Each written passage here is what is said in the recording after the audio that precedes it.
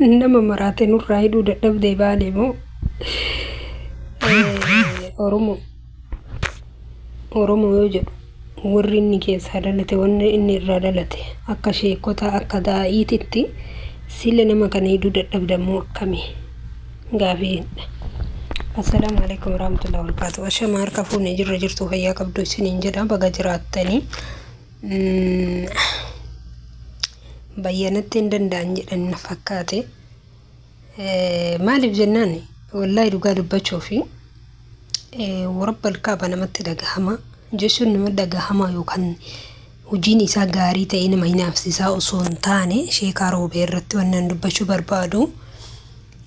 Namni kun nama aalimaati. Wanti isa keessaa bahu ilmiidha.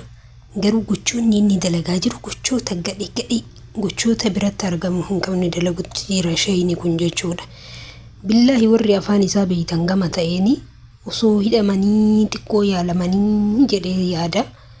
Sila akkamii wanna kana sila nama deebisuu dadhabe shayitichi ufumatti akkanatti fiigu jiranii. Naangalle walumaa galatti rabbiin isaa naa qajeelchu. Garuu ilmi namaa tokko osoo namni ufafootti bakka guddaan isa eegu akka fincaan gaalaa of duuba gargala.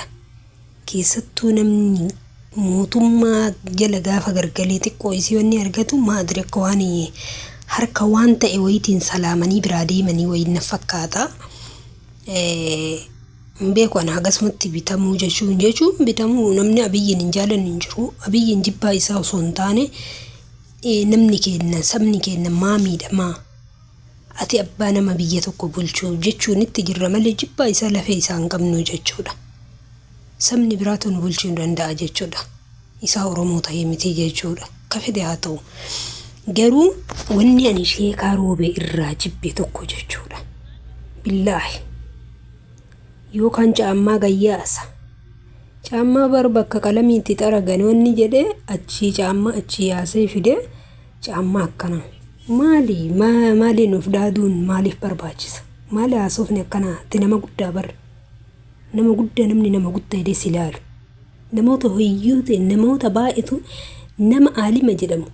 Wallaahi ka isa jaju beeka jechuudha. Garuu hadha sa'aatiin inni keessatti jiru kun waan baay'ee nama jibbisiisu. Gochoota daa'immanii. Amma immoo dhufee lafa bar miskiina akka achi keessa jirutti hiree qabaa jira jechuun shayitichi kun dhugaa dubbachuuf. Biyya san keessatti karaa meeqatu rakkataan jira, karaa meeqatu dhiphataan jira. Daangaa meeqatu caccabee yookaan karaan caccabee jira. Baali akkasii ka jedhamee kuni maaliif jennaan biddeena namaa dhufuu namarratti qabuu jedhama. Biddeena namaa dhufuu namarratti qabuu jedhama. Baaleen bar nurlee baale maatillee baale manullee baale hin beeyna. Baaleen keessa maal akka jiru. Kijiba afaaniin yookaan meediyaa irra soboo osoo hin taane nus lafa san ni beeyna. Nu faarawaa miti. Biyya ofii namni wallaalu jira hin jiru. Kanaafuu waan hin taane hin fakkeessinaa. Biddeena namaallee miskiinallee biddeena ittiin cufina. Maaliif jennaan haati takka namni takka yookaan mana irraa buqqisanii karaa irra jiraachuu danda'a. Gaaf kaanii Ahmad Bosona Baale hiyyeessi Baaleen keessa hin jiru hiyyummaan qabdu Baale jettanii biddeena nama meeqa ashawaa itti nayxan. Wallaahi keessattuu bitamtoonni warri akkanaa kunniin osoo of eeggattanii irra gaariidha. Rabbiin riskii namaa cufaan jenne riskii namaa banaa jedhe malee. Isin warra riskii kutaa jiru, isin warra riskii nama cufaa jiru. Riskii nama meeqa cufu jirtan. Hadda ammoo maashaallah tabaarakallaa wanni ilaalee sarraatanya bitanii fi nama isa eeyduu isaa bitanii isa eeganii akkasitti shugguxii itti fannifamee jechuudha. Eenyuun as faraarra'uuf booda eenyuun as faraarra'uufi. Wallaahi laadiim adaa namni qara'e booda yoo achii fassaqe of duuba yoo deebi'e hin dandeessisu ka jedhan suni namoota akkanaa kana irraa inni jechuudha.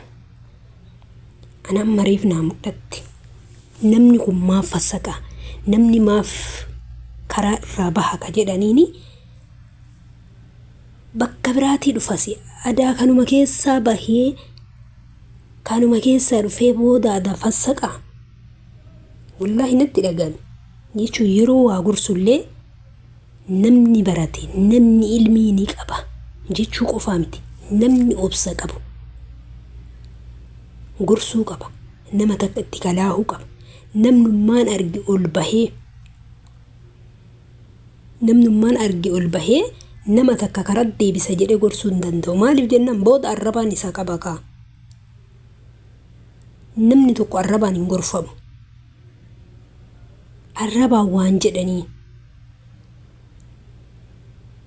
billahi akkanumatti uluma ka'ee namni tokko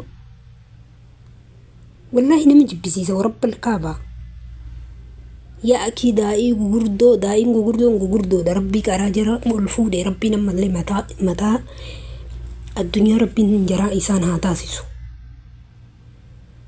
warroota keessaa fassaqee keessaa bahaa jiru kan ammootu wallahi billahi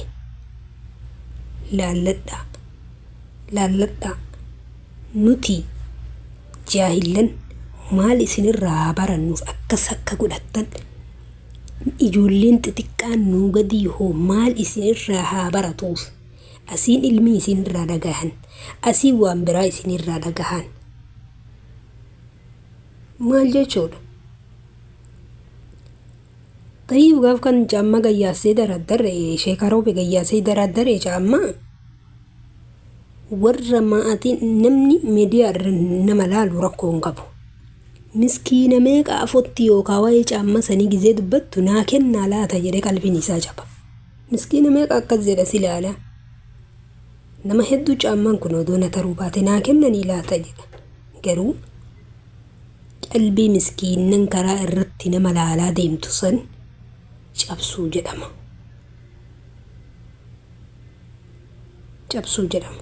ilila wallaahi billaahi jechuudha warabbal kabaan nama makka keessa jiru keessa isii tokko garuu osoo nama takka dubbisuu fedhe nama akkam akka ta'e dubbisa nama dubbisu filadhalle hin filadha maaliif jennaan sheeka ta'eef miti sheeyni sheeka keessa jirallee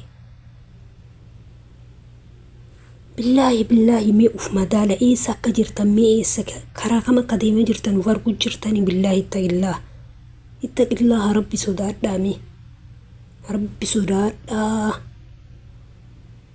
miidiyaan adda irratti akkana taatan wama takka isiniin godhu sababa inni feemasa ta'eef feermatummaa obboleessi kiyyaa kanaan argate jechaaf hatta obboleessi isaa akka nama maraate akka nama qabrii cabsee bahee ka jiru bahee jechuudha bahee gaafa inni jedhee bilbilaan qabu obboleessi kiyyaa bilbila namaatiin waraabame somni agana maaf barbaachisa anuu feemasa ta'e koottuutiin waa argadhu jechaaf yoo waa rakkoon qabu waa argachuu razzaqamuu rakkoon qabu riskiidha wanti hunduu namuu riskii ofii nyaata garuu akkana fassaqummaa barbaachisa karaa irraa baduu jirtan an mataan kiyya jaahila garuu jaahilummaa tiyya tana wajjiin akkaataa isin ta'a jirtattu na dabbari dhugaa dubbachuuf jechuudha akkami ilmee tiyya isin afoo guddisa waan jedhutu sammuu na tuqee anam yaadduu keessa galee jira kawaa nama gorsa jedhan obsan qabu kawaa irraa dhageeffanne yoo asiin waa dubbatu asiin arraba jala kaayee waa siin jedha arrabni isa jalaan dhabamu eenyu si ajjeesa namni takka nama adabatee yoo taa'e namni isa tokko hin jiru gaafa inni karaa irraa bahe ammootu eenyuyyuu na ajjeesa garuu maadri eenyuun akka asfararraa jiran